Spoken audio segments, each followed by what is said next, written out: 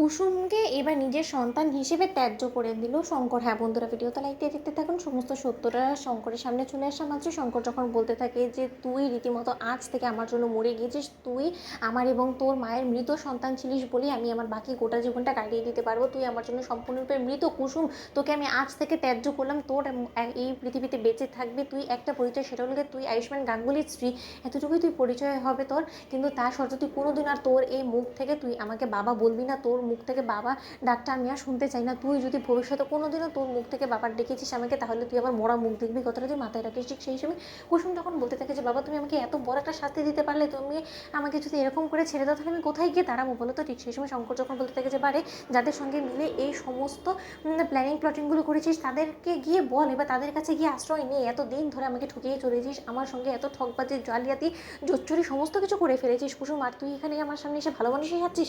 ওদিকে শ্রীতমা ম্যাডাম রীতিমতো ভেবে চলেছে যে তার হবু বর রীতিমতো একদম দেবদূতের মতন তার কাছে ধরা দেবে, আর এদিকে তুই রীতিমতো আমার সামনে এসে এরকম মিথ্যে ভালো মানুষের অভিনয় করে চলেছিস। এবার দুই দেখ এই শঙ্কর ঠিক কী করে। ঠিক সেই সময় কুসুম এবং আয়ুষকে টেনে হিঁচড়ে যখন কিনা গাঙ্গুলি হাউসে নিয়ে যায় শঙ্কর, এবং সেখানে গিয়ে চিৎকার চেঁচামেচি করতে থাকে, এবং সেখানে যখন রাজশেখর গাঙ্গুলি ব্যাঘাত ঘটিয়ে বলতে থাকে যে শঙ্কর তুমি ভুলে যাও না যে এটা কিন্তু একটা ভদ্রলোকের বাড়ি, এবং তুমি যে অসভ্যতামগুলো করছো সেটা কিন্তু কোনো মতে মেনে নেওয়া যায় না। নিহাতি তোমার সঙ্গে আমাদের একটা সম্বন্ধ আছে বিধে আমরা এখন চুপ করে রয়েছি, কিন্তু তাই বলে তুমি যেটা বলার চেষ্টা করছো সেটা আমি জানলেই হবে, এবং ইন্দ্রাণীকে জানানোর তুমি কোনোরকম কোনো চেষ্টা করবে না। এবং তুমি কেন বুঝতে চাইছো না বলো তো, আয়ুষ এবং কুসুম যেটা করেছে সেটা কোনোরকম কোনো অন্যায় বা অপরাধ নয়। আমি রাজশেখর গাঙ্গুলি স্বয়ং এবারে কর্তা হয়ে যখন কিনা ওদের বিয়েটা মেনে নিয়েছি, তাহলে তুমি মেনে নিতে পারছো না কেন সেটা তোমার মাথায় ঢুকছে না বলো তো। কী এমন অপরাধ করে ফেলেছে যার জন্য তুমি মেয়েটাকে এরকম করে শাস্তি দিচ্ছ বলো তো। আমি কিন্তু আমার বাড়ির বড় বউয়ের চোখে এরকম করে জল সহ্য করবো না। ঠিক সেই সময় কথা বলা মাত্র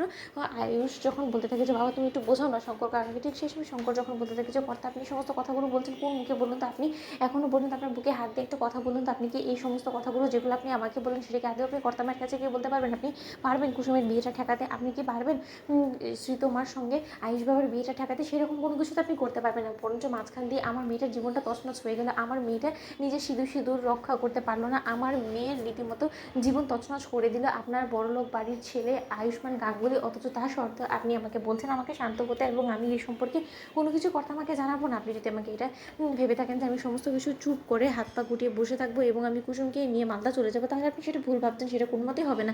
ঠিক সেই সময় রাজশেখর গাঙ্গুলি বলতে থাকে যে আমি রাজশেখর গাঙ্গুলি তোমাকে বলছি যে যে কোনো মূল্যেই হোক না কেন শ্রীতমা এবং আয়ুষের বিয়ে আমি হতে দেবো না। আমি ইন্দ্রাণীকে ঠেকাবো, এবং যদি কুসুম এবং আয়ুষের চার হাত আমি এক করতে না পারি তাহলে শ্রীতমার সঙ্গেও আয়ুষের বিয়ে হবে না। তো বন্ধুরা লাইক এবং শেয়ার করে সাবস্ক্রাইব করতে ভুলো না।